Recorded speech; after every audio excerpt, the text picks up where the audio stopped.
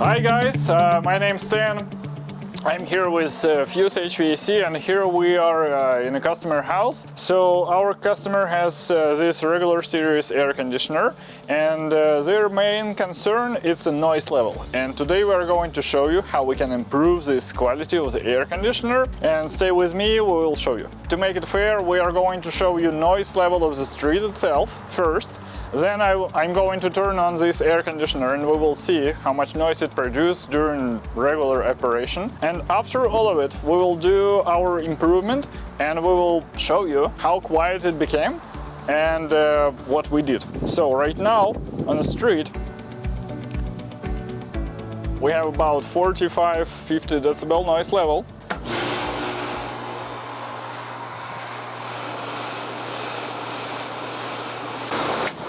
So let's start. So after our small magic tricks, we can hear what we have now, and I'm going to measure it.